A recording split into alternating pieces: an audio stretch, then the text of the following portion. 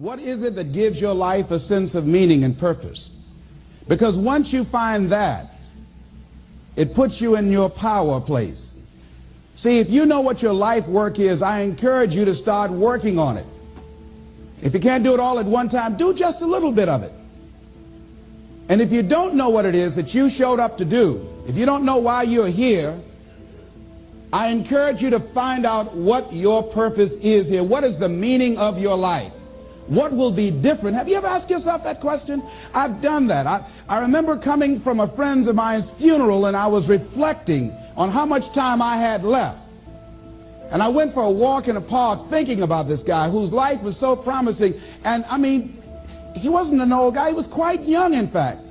And I thought about all of the things that he said he was going to do, and he never got a chance to do those things. And I started thinking about my own life and how much time I had left to do the things that I would like to do. And at that time, I wasn't sure what my life purpose was, what my life's work was. I wasn't sure about it at that time. And I thought about it quite a lot.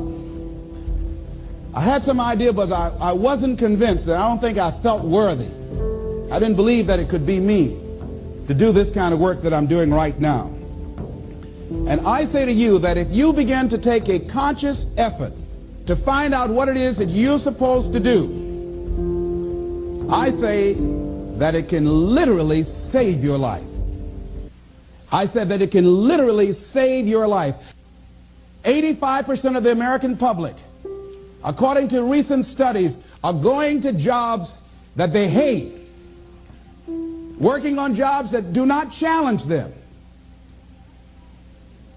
They get sick thinking about going. Because, see, when you go to a job and you already know how far you can go, you can already see that proverbial glass ceiling. See, when you're going someplace and you already know how much you're going to make, you already know how far you can go, you're in a dead-end position. It erodes your self-esteem. It lowers your sense of yourself. It creates some inner turmoil. It creates an emptiness in you. So I say that your life is worth finding what it is that you're supposed to do. And I'm not saying quit your job. I'm saying find it and do just a little bit of it. Just start working at it just a little bit, but do find out what your work is and hold on to it, and don't let your dream go. Don't let it go. See, and here's something else I want you to begin to look at. Why is it that most people don't pursue their dreams or don't do better than what they're doing if they're capable of doing it? I think that many of us don't go the next step because we don't know what to do yet. And I say that the reason that we don't even explore the possibility of what to do is because subconsciously we don't believe that it can happen for us, and we don't believe that we deserve it. So here's what I'm suggesting. How much time do you spend working on you? How much time do you spend every day working on your dream? In the last 90 days, how many books have you read? In the last year, what new skill or knowledge have you acquired? What kind of investment have you made in you? So I'm saying that as you begin to look at where you want to go, if you want to make it today, and things are changing so fast you have to literally run to stand still, I'm saying that you've got to make some conscious effort to begin to work to develop you. Here's something else. Most people are not living their dreams because of fear, ladies and gentlemen. Fear, limited vision, and lack of self-esteem is what keep most people doing things they don't want to do. The same reason that people stay in relationships where they're abused or they're unhappy or it's unfulfilling, they can't see themselves beyond that relationship. They can't see themselves enjoying life without that person. They think that this is all that they can do. The same reason that people get stuck at a certain level in life, they can't see things being better for them. And they think that this is it and this is all they deserve. This is all they've ever seen. It's been passed on to them. And they think that this is it for them. Oh no. I was looking what Dr. Blanton Smiley Blanton, who is a colleague of Dr. Norman Vincent Peale. What he said about fear, he said, fear is the most subtle and destructive of all human diseases. Ladies and gentlemen, fear kills dreams. Fear kills hope. Fear put people in the hospital. Fear can age you. Fear, ladies and gentlemen, can hold you back from doing something that you know within yourself that you're capable of doing, but it will paralyze you. And it seemed like you're in a hypnotic spell. And I ask you a question, what is the benefit? What's the benefit of allowing fear to hold you back?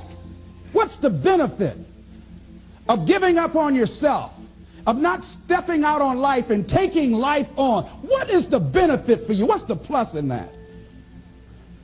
It's one of the things I had to ask myself. So I didn't want to make any mistakes. I wanted everybody to like me. I wanted to be perfect the first time I did something. It's not going to happen. You're going to make some mistakes. You're going to hurt some folks' feelings. You're going to create some enemies whenever you decide that you want to begin to take life on. You've got to ask yourself, how long am I going to allow this to hold me back? I like what Zig Ziglar says. He said, fear is false evidence appearing real. That is an illusion that we create in our mind. It is a state of mind that can be changed. So let's look at how we can begin to take some steps to restructure that fear, to begin to expand our visions of ourselves, to begin to increase our self-esteem. Webster said that self-esteem means confidence and satisfaction in oneself. Look at your life right now. Whatever you've done up to this point in time, your life is working. Whatever you have produced, it came out of you as a result of the kind of person that you have become. It's a result of your choices. It's a result of your consciousness. Now you have to ask yourself, are you satisfied with what you have produced? Is this what you want? Would you like for things to be better than this? Do you believe that you deserve better than this? Or are you content? This is it. You don't have to do anything else. That you've already resigned yourself in life and say, well, I'm happy. I'm not starving like the people in Calcutta. Are you allowing yourself to get off the hook like that? Or do you believe somewhere in the back of your mind or in your heart that there's some other great work for you to do? There's something else that life has for you. And that's why you're here. How do we handle this fear factor? How do we increase our self-esteem? You have to begin to fortify yourself. How do we do that? I believe that you have to begin to consciously monitor your inner conversation and start talking to yourself. Start building yourself up. Sometimes the only good things you will hear about you are the things that you say to you. So I'm saying learn to be your own booster. Start building yourself up. Start encouraging yourself.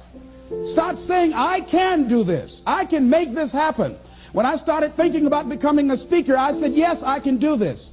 I can make this happen. When I start trying to convince myself I can be a businessman after flopping and failing and losing thousands of dollars and feeling stupid and dumb and having people take advantage of me because of what I didn't know, I had to talk to myself because people were saying to me that I was dumb. And somewhere in the back of my mind, I was saying, you're right. Look at what I've done. I had to say, no, Les. Hey, come on, man. Get yourself together.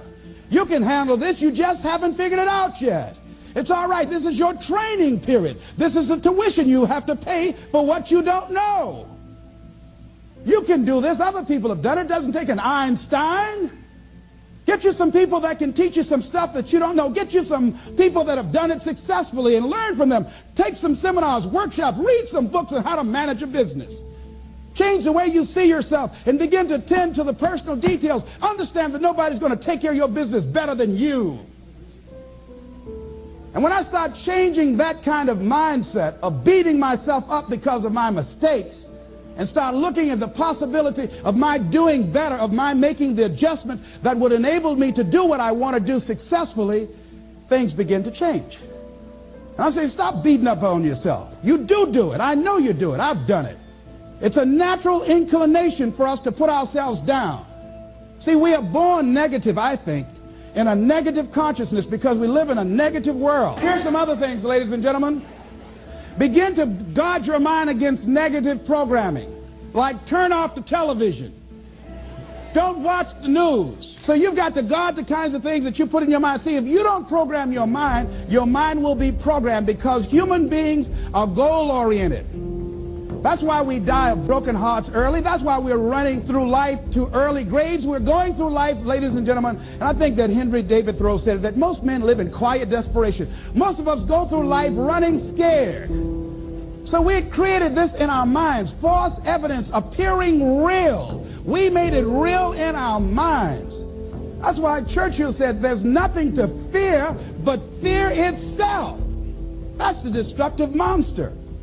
So turn off things that can contribute to your fear. Turn a deaf ear to people that all they can do is talk about how negative things are, because they have bought into the consciousness of the world.